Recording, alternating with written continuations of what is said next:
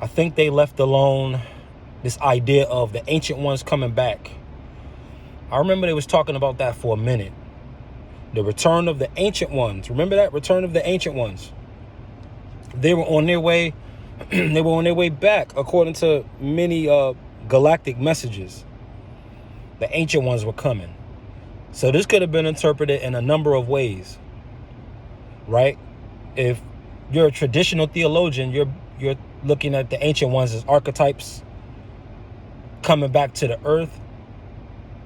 If you're looking at it through a metaphysical lens, the ancient ones are ideas and energies that are coming back.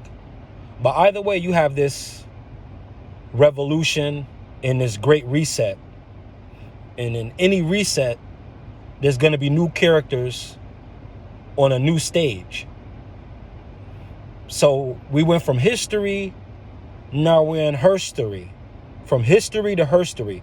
Now we're in the divine feminine again. That's her story. So we're in herstory. Herstory is predicated upon feeling and intensity. And yes, more chaos. Whereas history or his story was more about order and structure and being progressive. But the negative side to his story, the negative side to history, was that this provided confines and constrictions and restrictions. And it hindered a person's creative growth to an extent. There was a ceiling there in history. In his story, there was a ceiling. You could only go so far in his story. But her story, in her story, you can go much further. In her story, you're marching to the beat of your own drum. You're doing as thou wilt. In her story, see? So what's going to come after that if you want to be even more cutting edge? You got history, her story, and our story. His story, her story, and our story. You put those together and you have what? One big delta again, because you have three entities: man, woman, and child. Masculine, feminine, and child. Yes, so the child is included with its own category, its own bracket. And of course, we understand that the child is going to either be divine feminine or divine masculine. We understand that. It's going to either be a male or a female. But the idea of the child in its state, in those early stages, is more so what it pertains to.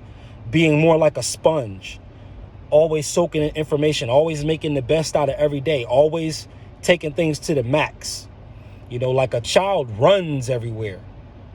Not because they're in such a hurry to get there, because they're testing their strength. They've never ran before.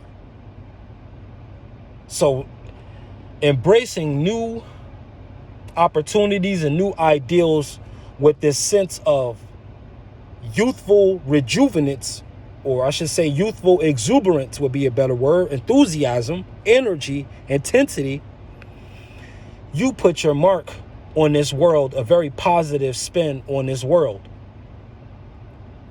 Because what you think about, you bring about. What you permit, you know, it consists, it persists. So you're leaning into this, going from history to her story. Now you're looking at what usually happens in the changing of the guard. A little bit of resistance, a little bit of friction in any chemical reaction that will be termed catalytic. You're going to get heat. So with the making of a chemical, you're not including two bases to make a new alchemical process. You're either adding an acid and a base, or two acids. But usually not two bases. Because from a molecular structure, it may those atoms, etc., may push each other away. So you really can't put two bases together unless you want what is called a blockage. You can get a blockage if you put two bases together. So two lower vibrational entities, they don't even out the way you think they do. They even out to create a blockage, a stumbling block, a barrier or a border to entry, a barrier to entry, right? But if you get an acid and an acid, you're going to get intensity, you're going to get fire, you'll even get an explosion. You'll get an explosion. But with this explosion, you have a burst of new life. You don't have a blockage. You have the removing of the blockage. While dynamite is not safe to stand next to when it explodes, it takes a building down that no longer has use. So this whole dynamic dynamos expression being more readily apparent in the divine feminine with the allusion to chaos, you get that explosion. You get the breaking of the barriers. And with that, of course, again, I say it comes with chaos. But out of order, there's chaos. You hear that saying in a lot of different circles. It has a very negative connotation to it. Order out of chaos. Because according to how they say that philosophy goes, is very Hegelian. They're creating a problem, but they themselves are also becoming the solution to the problem. But they had the solution the entire time. But in order to create dependency upon the ones with the solution, it's the ones with the solution that are generating the problem. That's what the dark meaning behind order out of chaos is. But if you're looking at it through a metaphysical lens and very naturally, order out of chaos is just simply saying you're put into a chaotic world. In this 3D, you're dealing with chaos. Now, out of that chaos, make some order. Do some categorizations. Be observant. Influence the environment that you're a part of. Create order out of that chaos. And so the return of the ancient ones, they have a lot to do with this. They have a lot to do with showing the practitioner, if he or she is ready, showing the practitioner how to navigate through the energies of an eon. Because we're navigating through the energies of an eon. AI is a product of a new eon. This is why they both begin with A. And E can be like I on the short vowel stance. So aeon is aion. AI on, a ion, an ion. You get that? Ion is the electrical charge. Ion. Right? So take these opportunities in this new age to become your own archetype, to become the everyman, the every woman. Don't rely on one philosophy or one particular school of thought that is associated with history, but learn herstory, which is the blending of these different things, right? You usually see a mother multitasking. She's not just washing the dishes. She's washing the dishes, keeping an eye on the kids, timing the laundry, right? Preparing a meal. All of these things are happening at the same time while she might be on the phone with her homegirl. All at the same time. So what do you have there? Multitasking, being able to juggle, being able to deal with a revolution, being able to manage a company. Aquarian, being able to govern an alliance, being able to be communicable, mastering communication, being very hermetic in that way. Hermes, mercurial communication.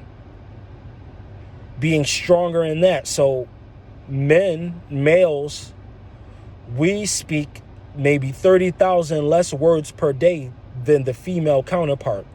But if we can boost our numbers by about 15,000 words, and this is going to be very uncomfortable if you're a man's man, because the male brain operates off concision. Concision. The female brain operates more off of incision. Anything that comes in the atmosphere, they will allow it to cut into their aura because they know how to handle chaos. They're more flexible in their spirit. They have more fluidity in their expression, in their existential nature. The female does. So she teaches you how to do that. And while the male brain is more about concise, more about concision, you need both.